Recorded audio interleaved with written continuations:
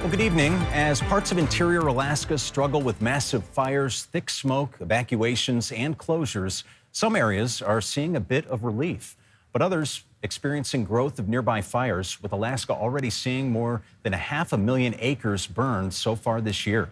Chief Meteorologist Melissa Fry has been watching fire activity closely. Melissa, we're seeing new fires sparking up like every day. Yeah, John, just now 600,000 acres have burned as of today, which at this point in the season isn't a huge number, but much of that activity has actually been concentrated in just the past few weeks. Now, 17 new fires were discovered in the past 24 hours. Actually, 2 of those have popped up on the dashboard just in the past 30 minutes. And we still have 25 staff fires in the state. There are more than 230 active fires, and that number does continue to grow as the number of lightning strikes continues to grow. We have seen more than 2,000 lightning strikes just today. A lot of that activity, of course, is concentrated into the interior. So, again, it is a serious situation. And joining us live tonight is Tanguy Liebrick, CEO of the American Red Cross of Alaska. Thank you, first of all, for being here with us tonight. Thank you for inviting us to give us an opportunity to talk today. Yeah, no, it's a tough situation. We've seen a wide variety of needs as these wildfires have come up. How is the Red Cross responding? What are some of the things that you're doing right now? Well, right now there's 3 different shelter areas that are available. We have one in Fairbanks, as well as one in Nenana, and then also there's an independent shelter that's opened up in Healy. We've got 23 responders that are on the ground right now, all Alaskans, helping Alaskans, doing anything from providing cleanup kits to financial assistance, disaster mental health, all the things that you need when you are unexpectedly sent away from your home due to these fires. So it's just been really fast and furious. We would expect about this time of year the temperatures would come down and that maybe the rain would give us an opportunity to give us a little relief. But as you mentioned, the lightning strikes and the numbers that you gave, 2 more fires since I got here just a few minutes ago, right? It's pushing that to over 200 active fires going on right now. So we're always on the go, go, go, ready, ready, ready. We always have volunteers ready to assist statewide. Now, we talk a lot about what's normal, and is this normal for Alaska? We know we get wildfires here, but this particular year, how is this compared to recent years that we've seen? It feels like it's more a little bit fast and furious this year, more concentrated at this point in time, and it really does ebb and flow. So when we think it might be letting up a little bit, you got lightning, you have high temperatures, you have low rain, those kind of things. So it feels like it's a lot more. And it's kind of a national trend that we're seeing, whereas you might have had a couple of billion-dollar disasters a year 10 years ago. Now it's over 20 in the last year. So we're just seeing that there's an increased constant need for Red Cross assistance as well as that of our partners. Okay, and these people are evacuated. I mean, some of them getting just moments notice when these fires come in. So those needs are great. What can some people do if they want to help out with Red Cross? What are some things that people can do, some practical ideas? Absolutely. Well, you can volunteer in one of our 6 locations that we have statewide. We have about 550 volunteers that support about 20 staff. So we can really use any assistance that you have. More hands make less work and give more compassion. So you can really help us in that way. You can also donate by texting to 90999. You can donate $10, or you can go to redcross.org to find out more information. You can also download our emergency apps, which is great because there's personal safety. So if you take care of yourself first, that's important, and then build a kit. You can go on our website. You can also go on the state websites to learn about building a kit, because you got to be ready to go when you only have those few moments. You got to be able to take your things, take them with you, and get to a safe place. Yeah, we've learned that preparedness really does make a difference when the time comes. Thank you again for joining us here tonight. We'll have that information on our website so people can help. And I do have some good news when it comes to the weather and Mother Nature and what we're going to see. Now, in terms of rain today, it's only been about 0.05 of an inch of rain that we have seen so far today in Fairbanks. Doesn't sound like much, but the reality is that we just have not seen much rain at all. So every single raindrop does help, and we are going to see more of that. The other thing that is helping is the temperatures are starting to come down. Even as these storms move through, which they are still coming with a lot of lightning, and that is a concern. At least there's some rain, at least the temperatures have dropped 10 to 20 degrees in some places. Current temperature right now in Fairbanks is 67. You may remember last week we were talking about mid-80s in this area. Also, look at all the cold air that we're seeing on the slope, dropping out of the 70s back to the 30s.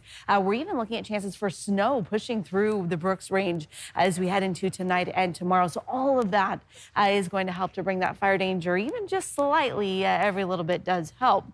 Now, as we look ahead, the rest of today into tomorrow, we'll still see those thunderstorms firing up again tomorrow in the interior.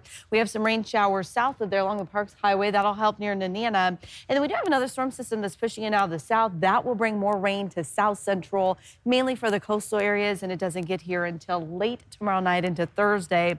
Otherwise, you'll see some nice sun breaks in Anchorage tomorrow. High temperature back up to 63, 65 in Fairbanks, so still on the cooler side, especially for this time of year. Juneau, some morning rain with high temperatures in the low 60s. Bethel, that's a warm spot with high temperatures there at nearly 70 degrees. And I'll have more details on that extended forecast here in a few minutes. All right, Melissa, thank you very much. Well, the family of a man who went missing while kayaking weeks ago says that his body has been found. Well, of course, it brings comfort to us knowing that he was out there, and I think the confusing part is we don't know what happened, but we may never know what happened. The daughter of 62-year-old David Meyer says that his body was found on July 3rd after he was reported missing on June 11th, though she is waiting on official word of a positive ID by the state medical examiner. Chantrell Meyer described the elder Meyer as a strong and avid outdoorsman, someone who loved wildlife and wanted to live off the land. You can see the full story from Georgina Fernandez on our website. Well, 22 years. That was a federal judge's sentence today for the role a Fairbanks man played in a 32-year-old North Pole man's fatal fentanyl overdose, tied to what prosecutors have called the largest organized drug ring in Alaska's history. He was just a caring young man, and I loved him. Surrounded by Alaskans who've lost loved ones to fentanyl overdoses, the family of the man who died, Adam Sakinen, held photos of him outside Anchorage's federal courthouse. And that's where 38-year-old Edward Guinness was sentenced. Prosecutors say in 2022, Guinness got the fatal fentanyl from the man running the Alaska drug ring out of a California prison as he served a life sentence. Then they say Guinness gave that supply to a drug dealer who eventually sold it to Sakinen. His family says while they're happy to see people being held responsible, it will never bring back what and who they've lost. Now, Guinness was one of more than 50 people indicted last year who prosecutors say are connected to the drug ring. You can read that history right now on our website and our mobile app.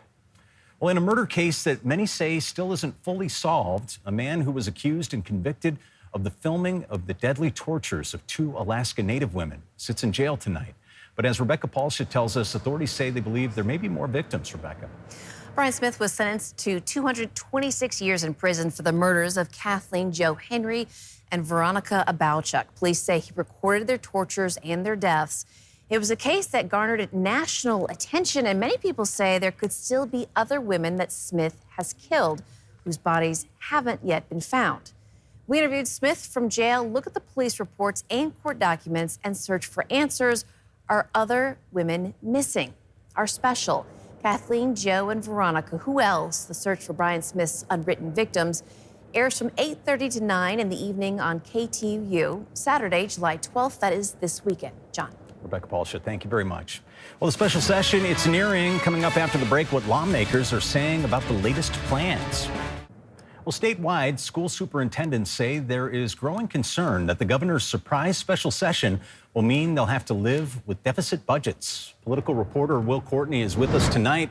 Will, the special session comes on top of last month's nearly, $51 million education funding veto? Yeah, John. Since that veto happened, I've talked with superintendents from across the state, and the sentiment from those conversations is the feeling that they're in a dire situation because they do not know if enough lawmakers will be there to override the governor's veto. That's something many thought was a good chance of happening in January since lawmakers did that last session. But now the governor's told minority members to stay home for the first few days of the special session. It's those first few days that they're going to be able to override a veto as well. And that's something his spokesperson confirmed. That was the intention. I mean, when you have this kind of situation, it affects your view of the future. What is the future of education in Alaska when you consistently have to go to Juneau and consistently make a really strong argument that the funding is inadequate? It's disheartening that the governor would not value our kids. And I know he's got his own personal agenda items, But unfortunately, that hurts every kid in the state of Alaska when he decides not to fund schools. Many of these districts have been passing budgets with massive deficits and large cuts, eliminating programs such as sports, bus routes, and even school lunches. And what are let me ask you that. Superintendents, I mean, they have to be reacting to the governor telling minority members to stay home for 5 days. Yeah, the response is actually really similar to what majority lawmakers are saying as well. They feel, and this is in their own words, the governor's playing politics at students' expense. I've reached out to every Republican the governor has told to stay home, and you can read the comment from those who responded on our website. At the same time, the governor's spokesperson has also told me he remains unavailable to talk about this. John.